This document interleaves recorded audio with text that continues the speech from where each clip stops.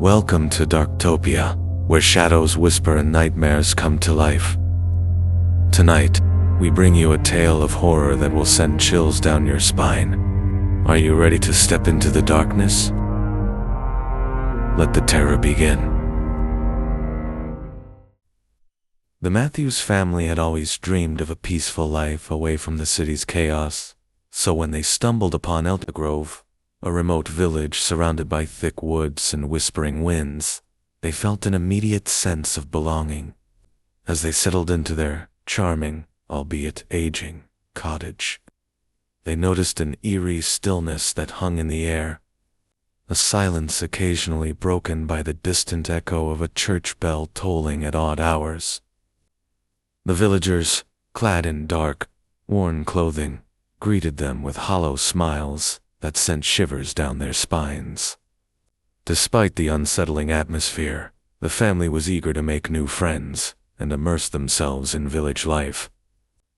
Days turned into weeks, and the Matthews began to learn about the local customs. They attended a harvest festival where the villagers danced around a bonfire, their movements almost hypnotic under the flickering flames. However, there was an unspoken tension in the air, as if the villagers were masking something deeper, something ancient. Mrs. Matthews, intrigued yet wary, decided to explore the woods one day, drawn by a peculiar whispering that seemed to beckon her deeper into the shadows. As she ventured further, she stumbled upon remnants of strange symbols carved into the trees and a chilling, abandoned altar covered in moss. A sense of dread enveloped her, urging her to turn back, but she brushed it off as mere superstition. Meanwhile, the children, Emily and Jake, had befriended a local boy named Thomas. He was different from the other villagers. His eyes held a spark of curiosity and mischief.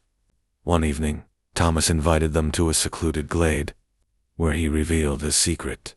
The village was bound by an ancient ritual, one that demanded respect and, at times, sacrifice. As he spoke of the Eldergrove guardian, spectral figures said to emerge when the woods were destined, a chill crept up Jake's spine. The siblings exchanged nervous glances, but their sense of adventure outweighed their fear. They brushed off Thomas's tales as mere folklore, attributing them to the eerie ambience of the village. As the full moon rose, the Matthews family received an unexpected invitation from the villagers to attend a gathering deep in the forest. Eager to fit in, they donned their warmest clothes and followed the winding path illuminated by flickering lanterns. The atmosphere grew thicker with each step, and a sense of foreboding hung over them like a storm cloud. Arriving at a clearing, they were greeted by a circle of villagers standing in silence, their faces obscured by shadows. At the center lay the same altar Mrs. Matthews had found, now adorned with fresh offerings, flowers, fruits, and, most disturbingly, a small, hand-carved wooden figure resembling a child. Just as the family began to understand the weight of the gathering, the villagers began to chant in unison, their voices weaving a haunting melody that echoed through the trees. The Matthews felt an invisible force pulling them closer, urging them to join in. Emily grasped Jake's hand tightly, her heart racing as the chant grew louder and more intense. The villagers' eyes glowed with a fervor that terrified her. Suddenly, from the shadows emerged figures cloaked in darkness, their faces hidden, only their eyes visibly glowing like embers in the night. Panic surged within the family. They turned to flee, but the villagers formed a barrier, their voices rising to a fever pitch. "You must join us," they cried, their once friendly demeanor transforming into something sinister. In that moment, the Matthews realized they were no longer mere observers. They were the subjects of an ancient rite, drawn into a ritual that sought to bind them to Eldergrove forever.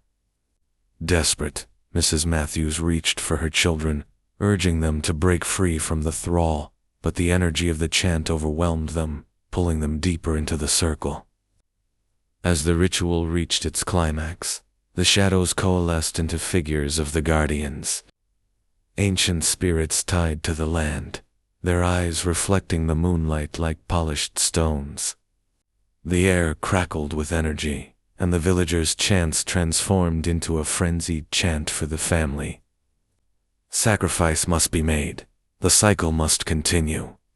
The words echoed in Mrs. Matthews's mind, and she fought against the encroaching darkness, clutching her children tightly.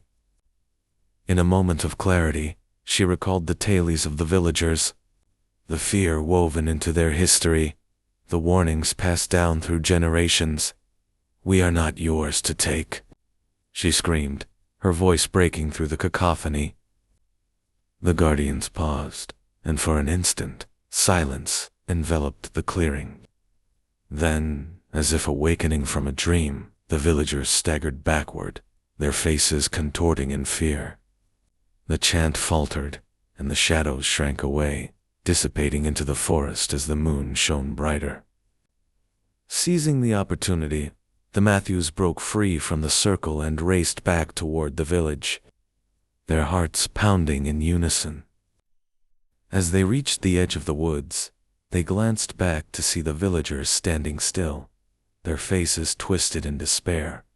The family fled through the village, their cottage now a sanctuary of safety in a place that felt like a waking nightmare. In the days that followed, the Matthews prepared to leave Eldergrove, packing their belongings and stealing glances at the villagers, who watched them with a mix of sadness and something darker regret. As they drove away, the church bell tolled once more, a haunting reminder of the shadows that lingered just beyond their sight. The road stretched before them, a path leading to freedom, but as they glanced back one last time, they saw the figures of the villagers gathered in a silent farewell, their eyes glowing faintly in the twilight, forever bound to the ancient ritual of Eldergrove.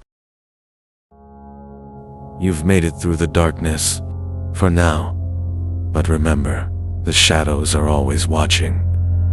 If you enjoyed this chilling tale, don't forget to like, subscribe, and hit the notification bell so you never miss the next story that haunts the night. Until next time, sleep, if you can.